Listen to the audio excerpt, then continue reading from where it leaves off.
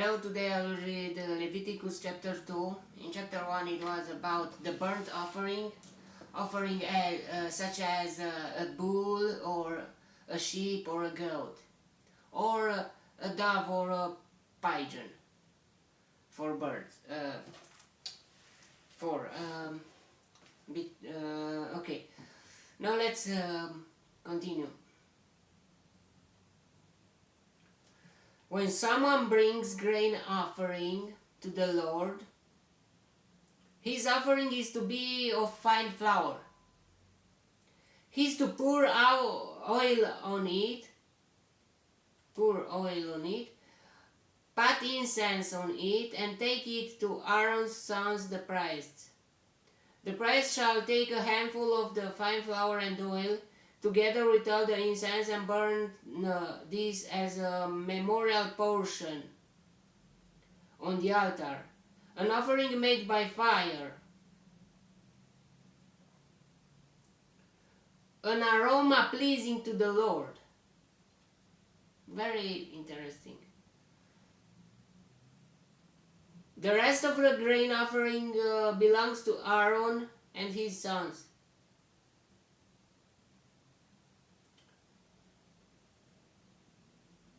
So just a handful of the fine flour and oil, together with all the incense.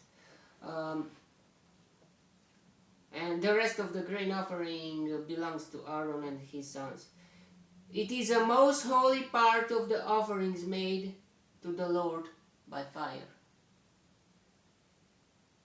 If you bring a grain offering baked in an oven, it is to consist of fine flour, cakes made without yeast and mixed with oil, or wafers made without yeast and spread with oil. If your grain offering is prepared on a griddle, it is to be made of fine flour mixed with oil and without yeast. Crumble it and pour oil on it. It is a grain offering.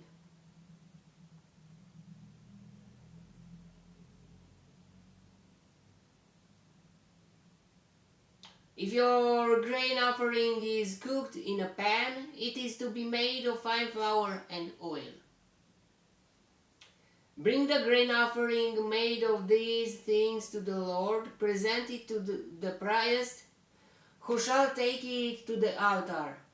He shall take out the memorial portion from the grain offering and burn it on the altar as an offering made by fire, an aroma pleasing to the Lord.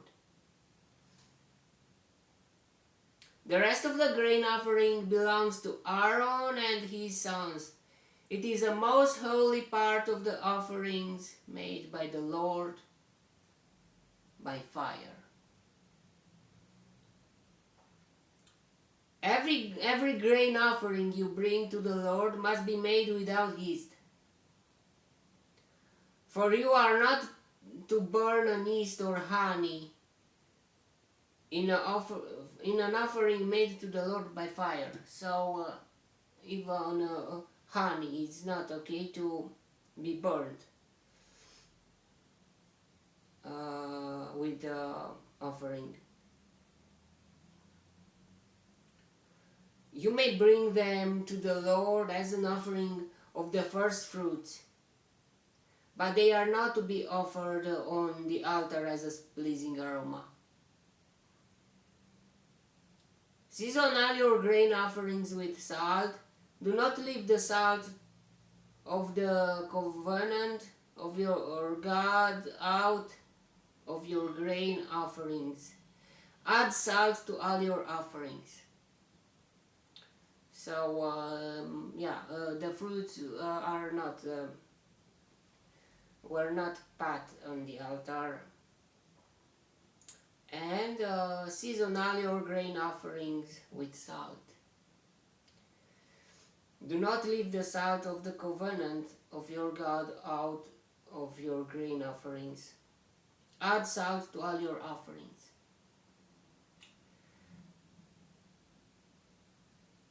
If you bring a grain offering of first fruits to the Lord, offer crushed heads of new grain roasted in the fire.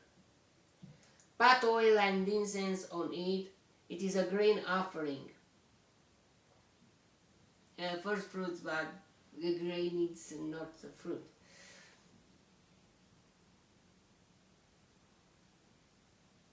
New grain roasted in the fire. Pot oil and incense on it. It is a grain offering. The priest shall burn the memorial portion of the crushed grain and the oil together with all the incense as an offering made to the Lord by fire. So what if we give up on yeast? We should eat just pies like shawarma or something like that, without yeast. Shawarma, shawarma pie. How can I don't know how it's say in English.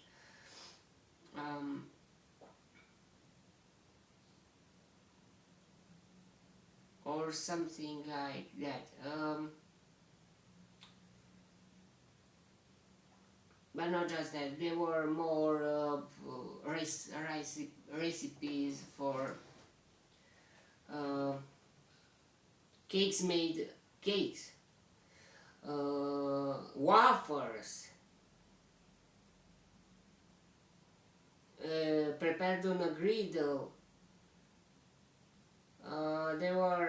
They had lots of recipes of flour, oil, and without yeast.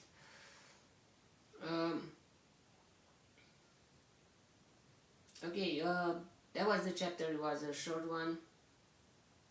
So you could offer to the Lord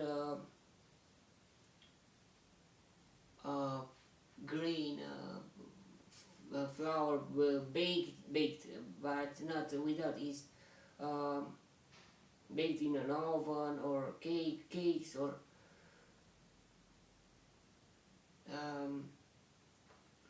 not just animals and blood. I mean, yeah.